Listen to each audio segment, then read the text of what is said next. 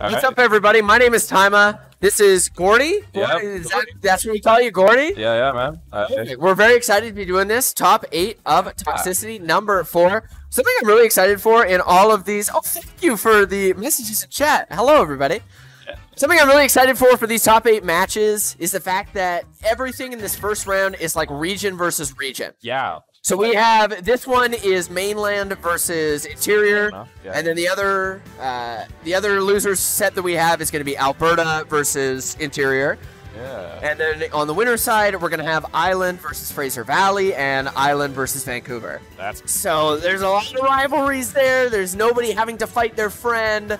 It's a TO's dream, honestly, that sort of setup. So. I had so much fun with this because there's such a depth of talent, all that it's just hidden all across this province. Yeah. Like I can tell you, Emblemere, FAO, I can tell you I did not see them for top 8. Like they're gamers. Truly. And Maphoo here, I'm not sure if he was seed for top 8 either.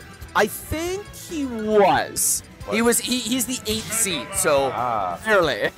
Yeah, I mean, Artemis has been on quite the trek to climb back through losing. Yeah, he got upset by Efio earlier, see Efio later in the winner's side, but right now, full set of top 8 Toxicity, number 4, Artemis and Maphoo. Let's get this show on the road. Yeah, just weaving in and out. They're in each other's face. They're smacking each other. They won't stop. Yeah, Maphoo plays at 100 miles an hour, always. Absolutely. This guy he's got his foot down on the gas pedal. He's like he's driving the Coca-Cola to get here. Yeah. My man is ready, but right now with Artemis, a bit more of a patient approach, and up to this point, getting that 84%. Watch your shield. It's a little jelly bean. Oh no! Watch your stage position. Watch where the ledge is. Jeez, these people have eyes. On an end leg, you know, maybe going a little too fast. All right. There's your horses there, buddy. I wish, I knew anything about Megaman games so that I could make a reference about going too fast, but I've never played any of them, so he's speedy. He's Speed Man. That's all we got. It's just a quick little guy. Now Artemis, though, in a really solid spot, still sub 100%, and now almost lapping Maphoo in percent. But climbing this percentage, he got center stage for a second there, but he gave it up. And, this is where Maphoo can really make a comeback. Yeah, but I love the shield discipline so far from Artemis. And again, that back air, invincibility on it. Maphoo will survive. Artemis just taking the hits in the crash bomber. Catches a back air for his troubles as well. Maphoo will level this in terms of stocks, but still definitely Artemis' game to lose. Oh, absolutely. But you can deal so much percent so quickly with these projectiles. You never know, man. I've seen Maphoo with the footstools. Yeah. That time, though, it is that back air. You can control so much space on the ledge as a Palu player. This character, I'm not sure exactly where it came from. He was rocking the Sephiroth for the longest time, and then just the last couple of months, he started to pull it out in certain matchups, and now this is character he's pulling out in top 8 of a regional. This counts for BCPR. He obviously cares a lot about this one. Yeah, there's a lot of money on the line here. Not yeah. Ranking speed, damn. For the bag. That's what Maphoo saying is he connects on that down air here, and he's making a statement. Yeah, quite a comeback. Fair back air. This is an even game. Who would have thought it? Oh, this is where they're brawling. They got marbles.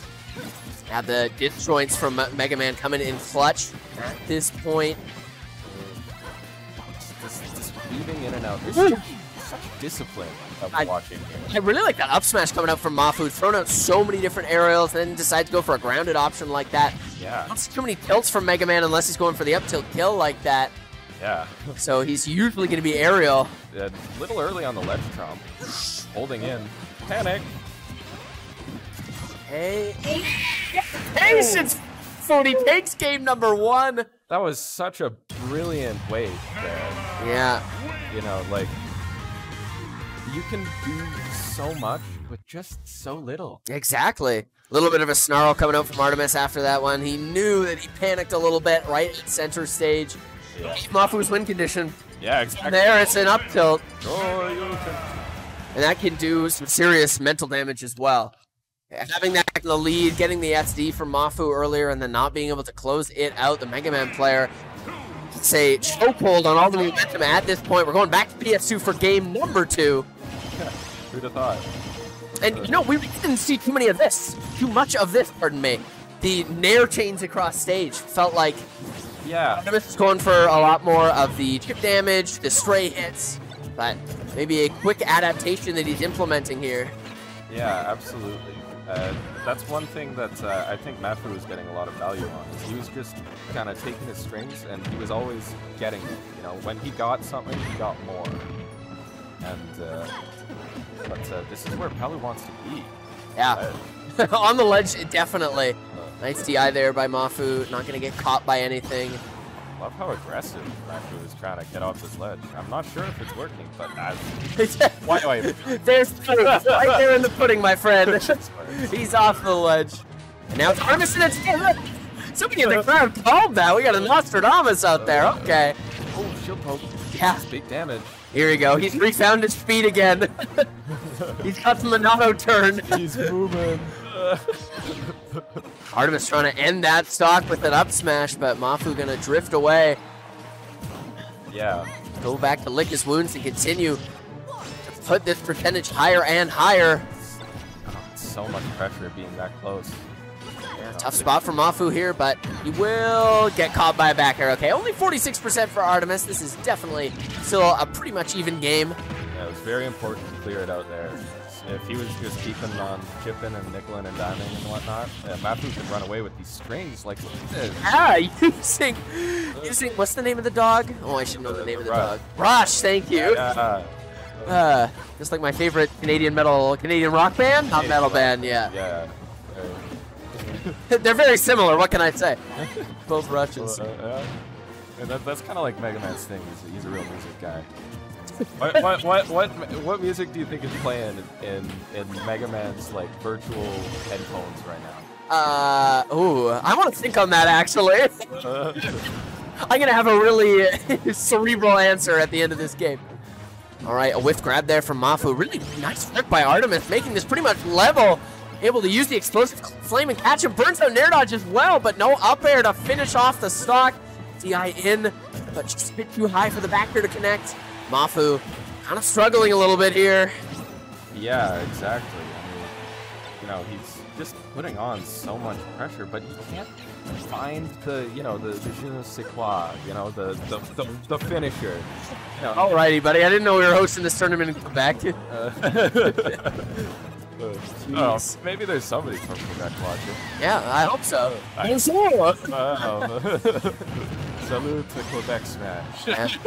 It was finally Maphoo there who was able to take off the second stock. They really slow played it at the end, but there's a back air for Maphoo that did it, and a back air for Artemis that returns the favor. Oh, no nair train there. Goes for the dash attack instead. Not working it out there. But, you know, he picks it back up. He's on the ledge. This is where he wants it, right? Yeah, well, that's the thing. That does seem to be Artemis' option of choice. When he gets that first nair, he will go for the dash attack just to take that stage control instead. Push Maphoo away, get him on the ledge where Palu really thrives. Yeah, I kind of like that. It's good, like, kind of macro strategy, you know? Yeah. I find, like, going into a game with a game plan is such a powerful thing. Because you can just go in your head and say, okay, I'm going to put him on the ledge. And you just put him on the ledge. You don't worry about it. There's no anxiety. It's just... Yeah. Do it. Yeah, it really helps your decision-making. Smash.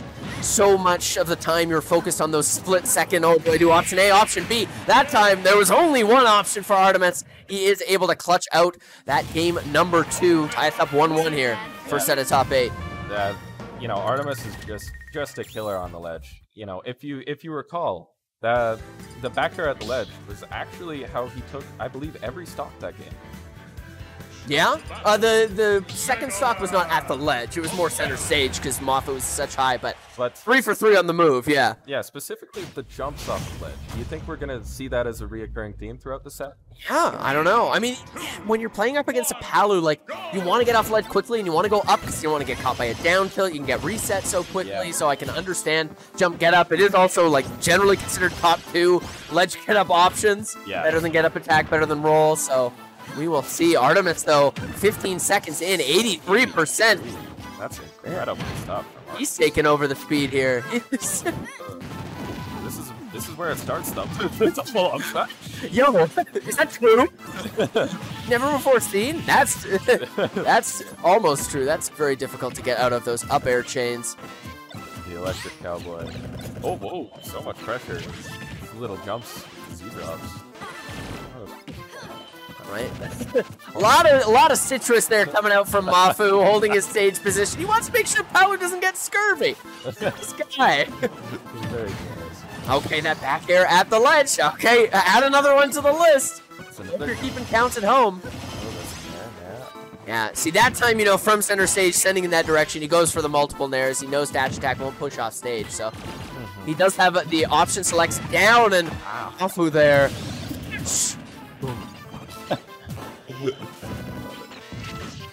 Off the platform, excellent roll. Oh, landing it back air there. Tries to reset with the down air. My man is in the kitchen. He says, oh, I've decided the song that he's listening to is Megaman in the Mirror by Michael Jackson. Sorry, I meant to say that between games. That's silly me. But regardless, he's listening to that in the kitchen, and he's trying to serve up quite a dish here. Palu, though, she's got a plate there on her wrist. She's ready to be served. She's ready to serve you something. Okay, that begs the question. What's in Palu's headphones? See, I don't. Do they have headphones in the Kid Icarus universe? I mean, she's a god. She could like make songs. True. She's listening. She's listening to "God Did" by DJ Khaled. Did that? Oh, another back air ledge. Oh, we got it. We the best music, baby. We the best. What's my name? Maphoo responding. God, it's a battle of the genres right now. Oh, man. Artemis looking really solid though now, able to get another nair on the platform. Maphoo again fighting back. Just I don't even know what to call that move. It's nair, it's jab, it does your taxes. Yeah, oh, yeah, cash attack. Yeah, your daily vitamin pack. That's true. The Jamesons. Okay, down tilt into backer, not quite. Two-frame, he's back. He cast to air dodge here. Nope. No, yeah, but this is still a really solid spot for Artemis. See the jump? Okay, peek here again. Who's still now? Yeah, he's gonna have to go for something different. I mean, you're keeping him off stage. I can understand. Eventually, it will kill. The Staling will catch up.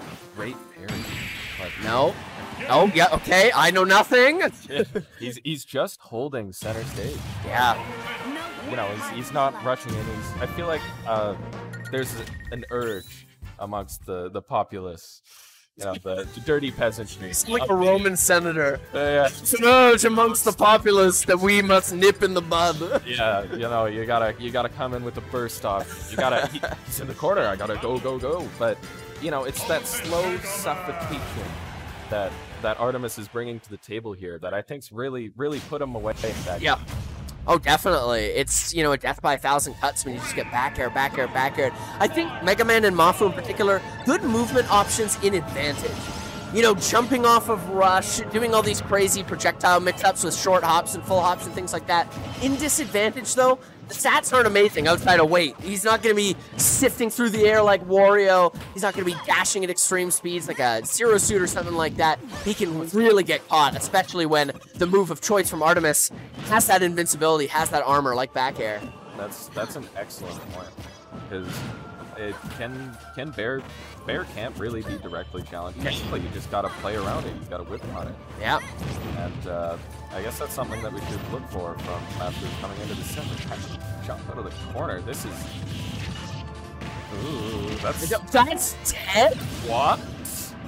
That was an interesting interaction between the two of them, and it is Maphoo with the lead here after Artemis was after a scorching start.